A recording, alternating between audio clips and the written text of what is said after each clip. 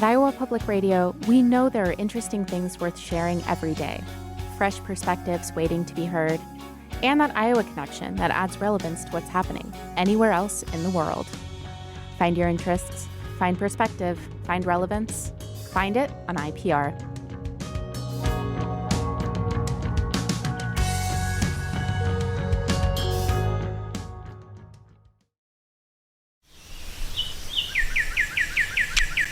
This is Garden Variety, a horticulture podcast from Iowa Public Radio and Iowa State University Extension and Outreach. I'm Charity Nebbe. There are people who are very concerned about the idea of dedicating agricultural land to energy production by building solar fields. But researchers are looking at ways that the land can serve more than one purpose. Iowa State University has partnered with Alliant Energy to study agrivoltaics, growing crops within and around solar panels, and they're already seeing promising results. Some of those researchers are with me right now. Ajay Nair is professor and chair of horticulture at Iowa State University. Hello, Ajay. Good morning, Charity. Suzanne Slack is an assistant professor of horticulture and a fruit crop specialist. Hello, Suzanne. Good morning. And Matt O'Neill is a professor of entomology. Hi, Matt. Hello, how are you doing? Good. And Ajay, I want to start with you. This is a public-private partnership with Alliant Energy. Give me kind of an overview. Tell me about the solar farm. Perfect. So thanks, Charity. So this is certainly a public-private partnership, and we are very thankful to Alliant Energy for working with us. This is a 10-acre site on Iowa State University campus, which the university has leased to Alliant to install the solar panels. And through our discussions about 2-3 years back, we brought this concept of, can we do some research? Since the solar farm is going to be there, can we explore growing crops, honey production and vegetation management? And we here at Iowa State worked with several departments and several of our colleagues, entomology, Matt representing entomology here. We have sociologists, economists, engineers, our grower organizations, and we all came up with this plan of let's figure this out. Let's see whether we can grow fruits and vegetables and do many other interesting things. And Alliant was willing to do that. And that's how it got started. And in this journey, we also applied for a U.S. Department of Energy FARMS grant. It's the Foundational Agrivoltaic Research for Megawatt Scale. So we found, it's a very interesting name, right? FARMS. So FARMS grant, we got funded. It was a competitive grant, and that led to us into this project and exploring and validating whether the coexistence of energy and crop production can happen. Well, and I think a lot of people, when they think about farms in Iowa, are thinking about corn and soybeans. We know that those crops need a whole lot of sunshine. Ajay, when we're talking about horticultural farming and horticultural crops, that gives us a lot of diversity, a lot of variety in the kinds of things we grow. And is the idea that some of those crops may actually benefit from a little shade? That's a very good question because when we talk about fruit and vegetables, we always talk about open field and full sun conditions. But in this particular situation where you have these panels, we have different configurations of panel, by the way, the fixed panels and panels that rotate. It's on a single axis tracker. They follow the sun from east to west. So there are potential and opportunities when there is light between those rows. So that was the first thing I want to let our speakers know, is that there is space between these panels to grow our crops in a commercial manner. There is no special tool or equipment. We just used a regular 65 horsepower tractor to till and disc and plant and fertilize. So that was my, I would say, learning experience, or the aha moment. I went in there, I said, wow, there is a lot of space here. We can grow crops. Nice. So we thought about talking to our growers and finding what crop would be ideal. So we chose, I know Suzanne will talk more about fruits, and that's really exciting. In vegetable field, we chose 3 crops, actually 4 crops. We chose a cool season vegetable, which is broccoli. And we thought, okay, let's see what happens when we start early, like early April, with that crop, followed by an early summer crop, which is summer squash.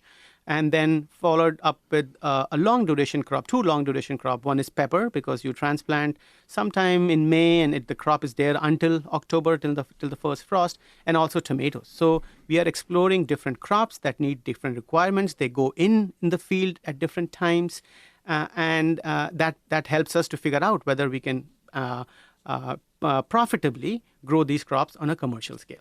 And I don't want to short us on fruit and insects, but Ajay, just briefly, what kinds of results are you seeing?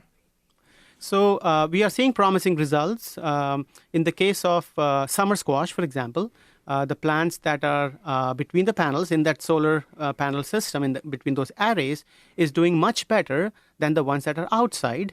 And that may be because of a little bit of reduction of heat stress when they are there. A little bit of shade is okay. That's what we are finding. We are having sensors for temperature and moisture and irrigation and soil and humidity that's showing us that these plants are thriving really well as compared to outside. Maybe less stress. So that's one thing. In the case of broccoli, we got some mixed results. The first year, we saw that the ones that are under the panel, or between the panels, were not that great, maybe because they were putting a lot of energy in vegetative growth than making those heads.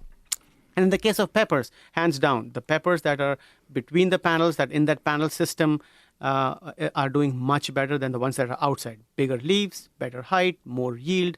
So we are definitely excited. And of course, this is research. So this is the second year. We have one more year left. So we want to make sure that we provide recommendations to our growers based on not just 1 year of data, but 3 years. And let's turn to fruit crops. Suzanne, you've been focusing primarily on raspberries and grapes, right? Raspberries, grapes, and strawberries. All right. What are you finding? So far, for the raspberries are probably my most excited crop. Under the panels, they're doing great. Raspberries are already pretty shade tolerant. If you think about like where wild raspberries grow on like properties, they like being in that border between shade and sun already.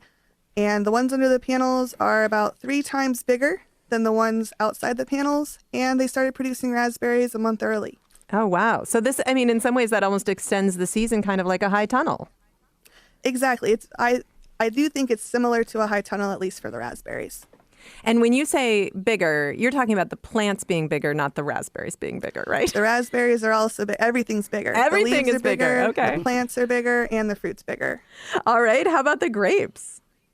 The grapes are actually doing very well under the panels. We're able to have a little bit less winter damage compared to the grapes that are outside the panel array. And they're also about double the size. Wow. And strawberries. Strawberries are all over the place. We definitely had some issues with them hardening off all right in the fall because it was still some kind of warm under the panels. However, the ones that especially if you did annual strawberry production, I think it would work out great. The strawberries do like being in between the panels. Okay, but it sounds really promising for raspberries and grapevines. And then, Matt, I mean, we're going to talk about insects. You've also been keeping bees on this property? Yeah, that's right. And it's not a competition. We're all in this together. Many of the crops that you just heard need honey, bee pollination in order to set fruit. But since last year, our honeybee productivity has doubled.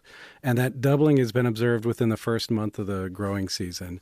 We attribute this to the ground vegetation that we established around the plots where we're not growing fruits and vegetables. We went with a grass clover mix. And if you have any beekeepers out there or aspiring beekeepers, they know that honeybees love clover. It's mostly that it produces the honey crop that many beekeepers around the Midwest harvest. And we were able to establish a white carpet of clover throughout the location, and the bees have really taken off. Yeah, it's been a wonderful thing to see. All right, and you needed a ground cover anyway, so that's just kind of a bonus right. for the bees, right?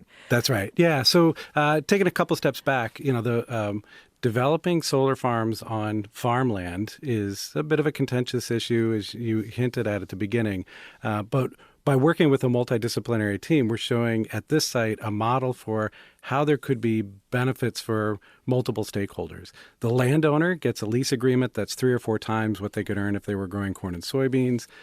Farmers are gaining access, often for free, if not with a little incentive by the solar developer. And as you just heard, if you pick the right crop, you can see an improvement in production.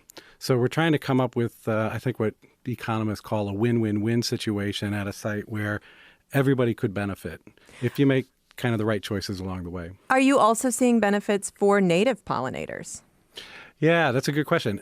So in addition to the fruits and vegetables and the clover grass mix as a way to hold the ground down, we're also looking at a pollinator mix that is based on the plants that we've explored in practices like the prairie strip practice. These are native perennial flowering plants that we know are attractive to honeybees, but also wild bees. And yeah, we're starting to see a community of native bees show up in this field that probably wouldn't have been there if it had just been corn and soybeans. And I know that you're an entomologist, but there are people who are actually also researching livestock in this system as well, right? Yeah. So I'm interested in 6-footed livestock like the honeybees, right. But it's 4-footed livestock that are really conventional agriculture. And there's a growing industry of sheep that are used more or less as living lawnmowers. But the bigger promise is looking at grazing cattle. And we've been talking with a bunch of farmers and landowners around the state who are really interested in this because they would like to get the multiple benefits that come when you open up land for a solar farm, but still maintain forage and access for cattle. So going forward, that's, I think, the future for agrivoltaics is not only looking at fruits and vegetables on these small acreage solar farms, but as some of these solar farms get larger, looking to expand it for livestock grazing. You have a number of open houses coming up. You've already had one this summer, but you've got your next open house on July 25th, then 3 more in August and September. People can find out about those and reserve a spot at agrivoltaics.research.iastate.edu. Ajay, when people visit, what can they see?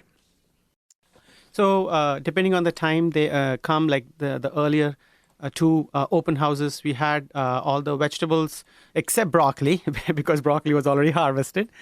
They got to see the crops. They got to see the fruits which Suzanne has, the panels. They talked to. They had an opportunity to talk to our aligned partner to learn about what their mission is. Looking at the panels, understanding the land management, the ground management, and of course, they also get to interact with the fabulous staff we have there, the grad students, the technicians. I think we always have fun when we are there. We schedule it for an hour and a half, but it goes more than that. So almost 3-hour-long field days or open houses, but it's really fun out there. Ajay Nair is professor and chair of horticulture at Iowa State University. Suzanne Slack is an assistant professor of horticulture and a fruit crop specialist. Matt O'Neill is a professor of entomology at Iowa State University. For more gardening information and tips, please subscribe to our Garden Variety newsletter. You can find out more at iowapublicradio.org/garden. I'm Charity Nebbe. Garden Variety is a production of Iowa Public Radio and Iowa State University Extension. It's produced by me, Erin Stile, Caitlin Troutman, and the Iowa Public Radio talk show team. For more garden goodness, please subscribe to our Garden Variety newsletter. Just go to iowapublicradio.org/garden. I'm Charity Nebbe. See you next time.